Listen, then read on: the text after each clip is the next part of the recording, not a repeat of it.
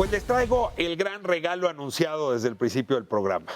Un amigo y al mismo tiempo uno de los grandes escritores de este país, una de las voces más potentes y una de las claves literarias más interesantes para leer no solamente libros, sino nuestra realidad. Le agradezco muchísimo a Elmer Mendoza que nos acompañe aquí. Esta es una conversación continuada, querido Elmer. No, pues muchas gracias por que podamos hacer eso, continuarla.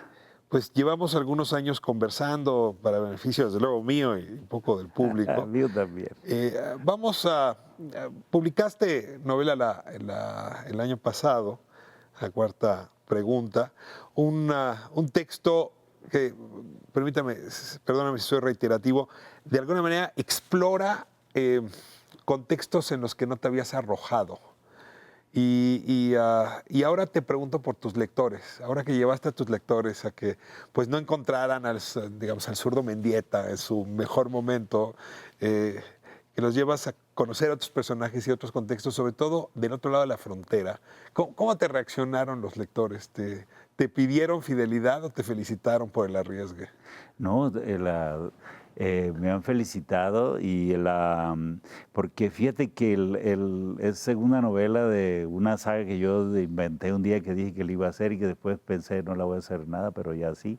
Y el del Capi Garay, que es mi personaje joven, que en la primera novela, El misterio de Orquídea Calavera, tenía 18 años, ahora ya tiene 19, está en primero de agronomía, en Chapingo.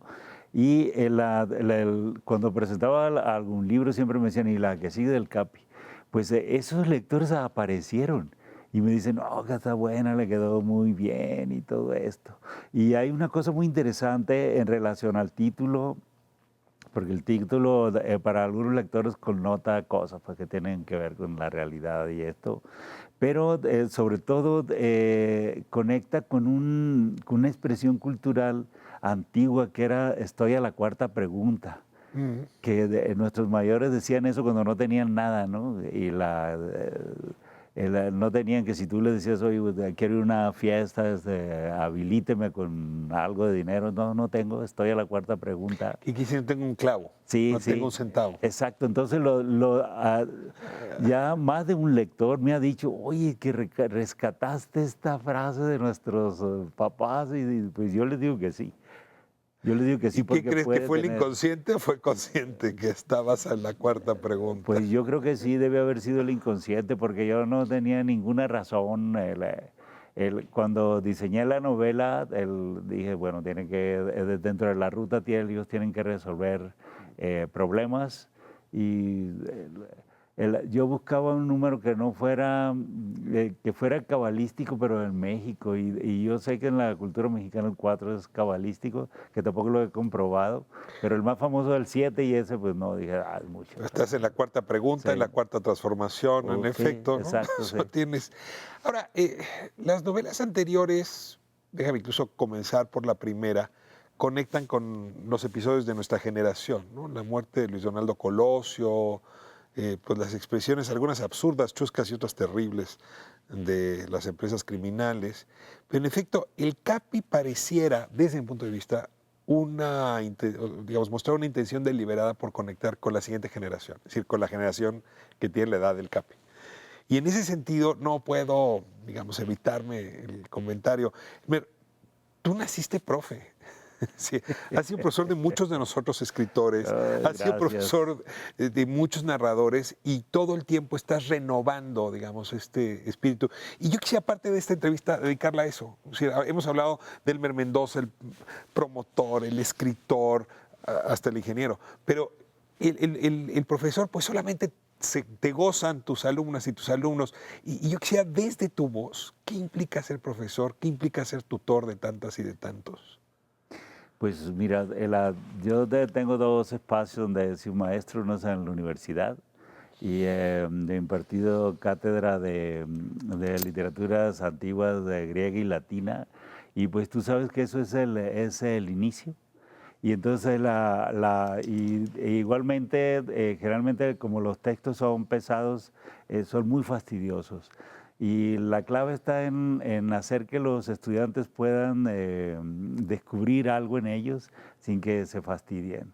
Entonces yo, por ejemplo, les digo, bueno, que tenemos que empezar por leer la Ilíada, que dicen que es el primer texto de la cultura occidental completo, y también dicen que lo escribió un tipo que se llamaba Homero, que era ciego, que era soldado, pero si era ciego, ¿qué clase de soldado era?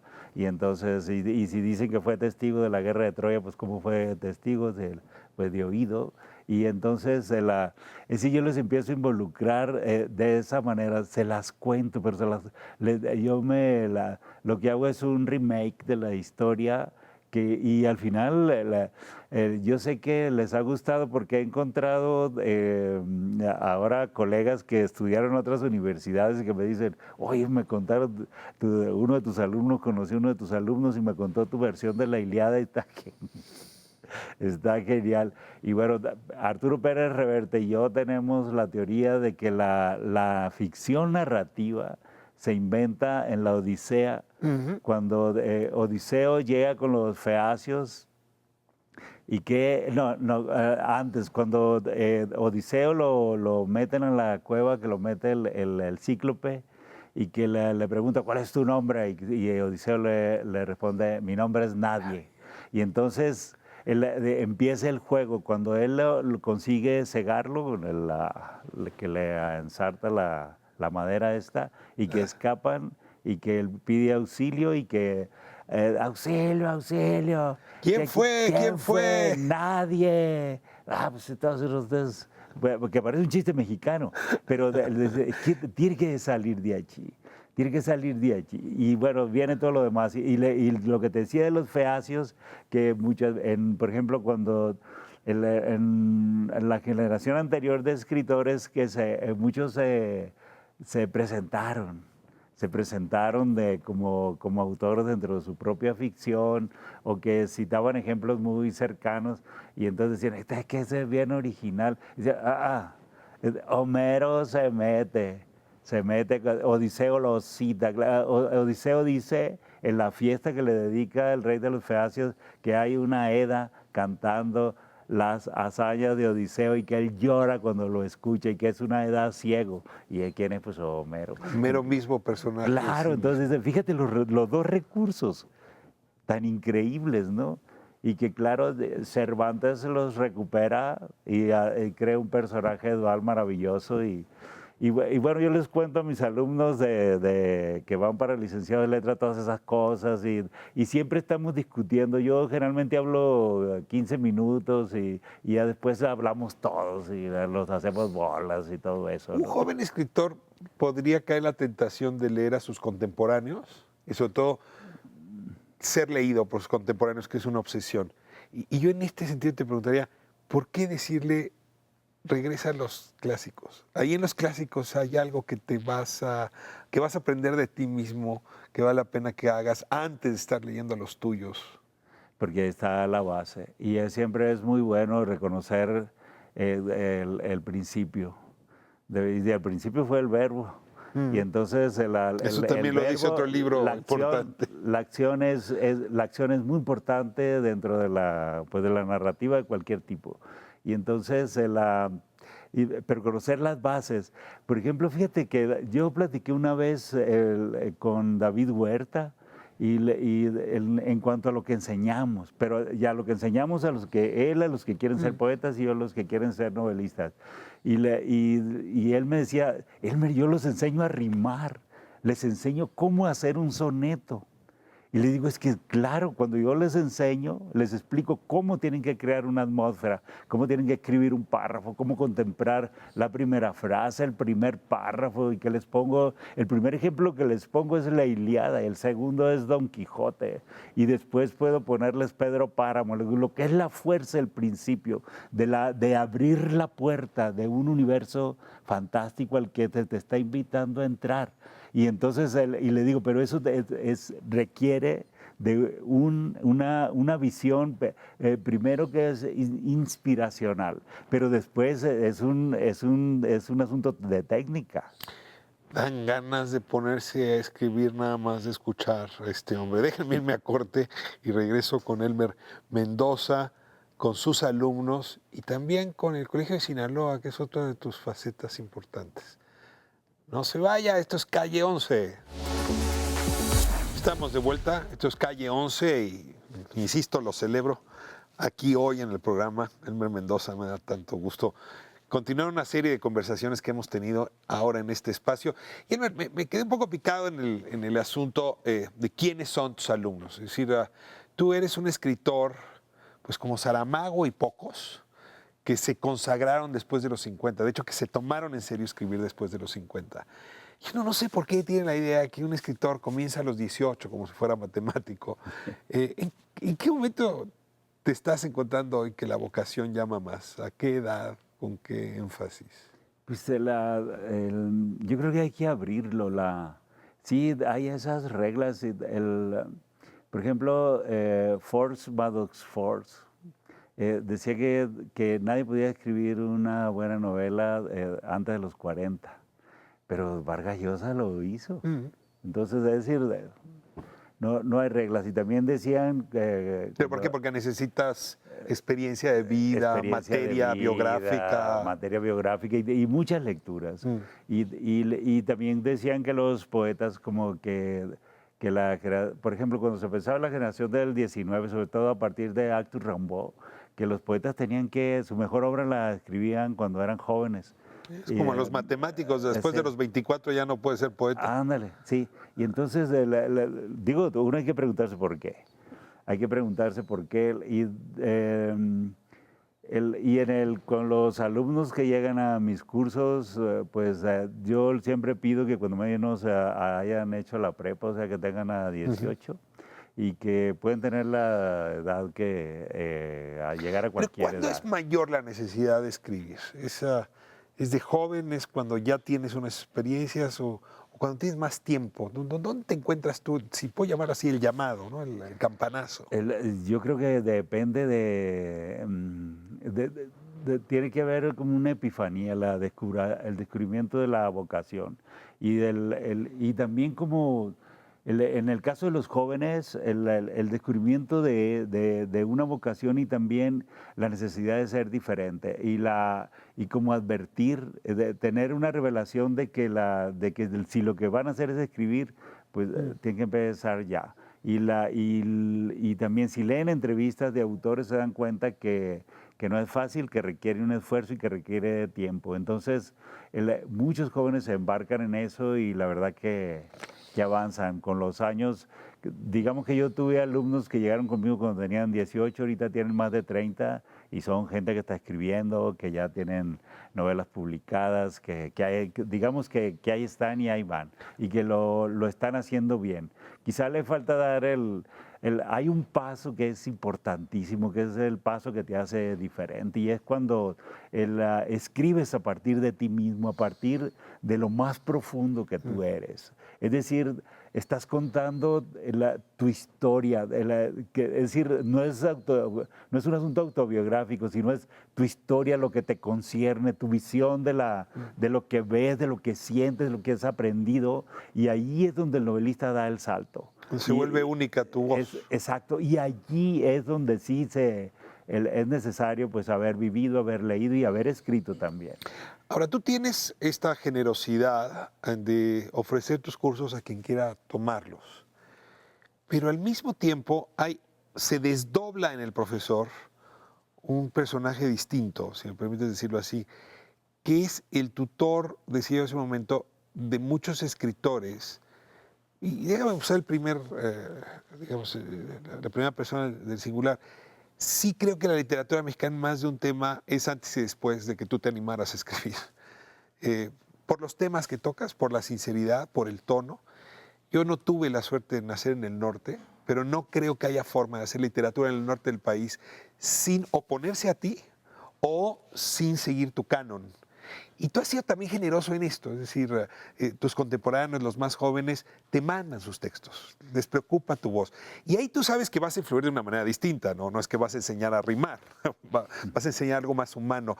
Ahora le pido a ese otro profesor, a ese otro tutor, que nos cuente cómo se relaciona, yo no diría con sus pares, porque eres primo entre pares, pero sí con quienes hacen de la vida la escritura.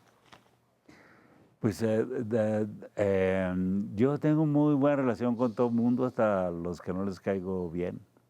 porque yo no tengo problemas. Es decir, mm, yo, Elmer, me siento bien, siento que estoy haciendo para lo que nací. Y entonces puede pasar cualquier cosa, pueden decir cualquier cosa. Y entonces no me afecta. Y mi relación con mis pares, pues a partir de ahí es excelente y la mayoría lo identifica muy bien. La mayoría lo identifica muy bien. Yo generalmente tengo un alma abierta, soy amistoso. Sí.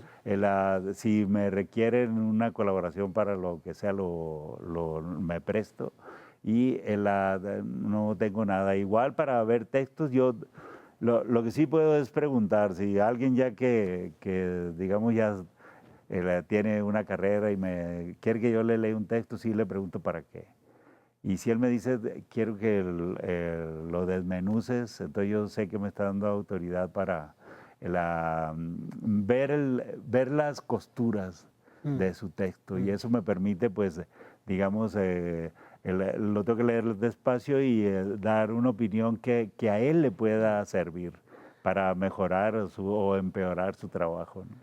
Esa generosidad no es común en el gremio. Por eso también destaca tanto tu bonomía y tu estilo, que aunque es sinaloense, podría yo decir campechano a la hora de hacer esos comentarios. Gracias. No puedo cerrar la conversación sin hablar del Colegio de Sinaloa. Es decir, yo sigo preguntando con frecuencia, pues cuando uno tiene un amigo en algún lugar, ¿cómo va Elmer? Y la respuesta fue haciendo un trabajo formidable en el Colegio de Sinaloa, que es un liderazgo distinto, es un liderazgo, yo diría, de promoción de arte, pero también moral, en fin. Déjame cerrar con esta otra faceta importante de tu vida, que conocen muy bien en tu estado, pero no en el resto del país. ¿Qué es el Colegio de Sinaloa? ¿Qué haces tú ahí? Muy bien. Pues somos un organismo descentralizado. Tenemos financiamiento del gobierno del estado y tenemos convenios con instituciones que nos apoyan. Por ejemplo, el Instituto Politécnico Nacional es una de las con los que tenemos convenio. Otras instituciones, universidades. El espíritu del colegio es el acercar, digamos, la idea del éxito en una actividad científica o artística a las personas, a los sinaloenses y a los jóvenes que se están formando. Es decir, porque los millennials igual no siempre tienen muy claro qué va a ser de ellos. Y el Colegio de Sinaloa tiene como esa misión de aclarar cuáles son las posibilidades de que un ser humano puede tener a partir de sus propias virtudes, de sus propias capacidades, su inteligencia, su capacidad de estudiar, de aprender, etc. Y entonces para esto, pues nosotros conectamos conferencistas así de especialistas y los metemos en los pueblos donde la gente dice, sí, por ejemplo, O sea, científicos, para científicos. llevarlos a los mochis, Por o a la decir, sierra, o a Muchil. sí, eso hacemos. Por ejemplo, hemos llevado un inmunólogo que sabe lo que es el coronavirus a un pueblo, a una ciudad que se llama Guamúchil. Imagínate, los estudiantes de universidad que hay ahí y los adultos y todo, pues se quedaron así, porque ese hombre está conectado pues con los investigadores chinos, australianos, es miembro de la Organización Mundial de la Salud. Si no, todo se Sí, quedaría en Culiacán y Mazatlán. Es sí, una manera de sí, sacarlo. no. Y por ejemplo, nuestro gobierno actual lanzó un programa de lectura en Mocorito, Sinaloa, pero se vinieron. ¿Y quiénes lo echaron a andar? Pues, el Colegio de Sinaloa. El Colegio de Sinaloa. Nosotros fuimos ahí, ya dimos cursos, hemos posibilitado la presentación de libros. Igual vamos a llevarles conferencistas, o sea, y a comprometerlos en lo que es un proyecto de lectura nacional. Mira, en esta misma lógica te hago la última pregunta. Paco Ignacio Taibo II está convencido de que la mejor manera para pacificar este país es tomar el territorio con los libros. Hay una cosa como guerrillera, típica suya, y al mismo tiempo que el Fondo de Cultura lleve los libros, esté presente, tenga estas actividades. Ustedes llevan tiempo haciendo esto. La Sí. pregunta es, ¿funciona? Para pacificar el país, no. Mm. Funciona para crear nuevos sueños. crear nuevas posibilidades de ser mejor, el abrir opciones en que un joven sinaloense mexicano puede estar en otro contexto, puede competir con otros rivales, digamos, y estoy hablando que, oye, nosotros hemos enviado 104 chicos a Inglaterra, El ¿sí? A colegio. estudiar máster, ¿sí? Y el colegio estuvo detrás de eso. Sí, por favor, o sea, sinaloenses y uno de Sonora también. Y ¿qué es lo que estamos buscando? Es eso, que se planten los chicos, que sean distintos, que aunque vayan, muchos de ellos sean hijos de campesinos, sean hijos de obreros, y nosotros les abrimos esa posibilidad, conseguimos los apoyos con instituciones que no diré porque es promoción, y también con los gobiernos de Reino Unido para el apoyo y que ellos pudieran, con las vías, entrar a la universidad. Y nosotros hacemos eso. Igualmente, ahora vamos a iniciar con la Sociedad Artística Sinaloense que dirige una señora que se llama Leonor Quijada, que tú conoces muy bien. Triple palomista, muy querida y otra gran promotora. Sí, vamos a iniciar un programa una hora de ópera a la semana y vamos con cantantes, chicos que están estudiando y con músicos igual, así de poquito. Y solamente la cooperación va a ser para pagarle a ellos, que ellos ganen un poquito, que se compren, tienen que presentarse de traje negro, pues bueno, a lo mejor ya no tienen camisa nueva. Es decir, en ese sentido, pero ¿qué es lo que estamos consiguiendo? Que unas personas que están estudiando canto y música inicien su desarrollo y unas personas que hacía mucho que no escuchaban unos cantantes en vivo, aunque no sean cantantes súper famosos, porque allí también se inició Javier Camarena, Sí, claro. y también Arturo Chacón ahí cantó al principio. Y entonces, que se inicien, ¿me entiendes? O sea, abrir qué somos para el mundo, para qué hay gente que ha hecho arte, porque tenemos que conocerlos. Y también ya estamos colgando obra plástica en las paredes del colegio. Pues usted lo escuchó cuando estuvo en modo escritor, pausado, sereno, ¿no? En tono profesor, fue tomando vuelo. Aquí está el promotor, Sí. con una energía que parece usted el Capi, de 19 años empujando el mundo todos los días. Elmer Mendoza, me dejas como siempre muy contagiado y muy agradecido que estés aquí en la calle, en nuestra calle 11.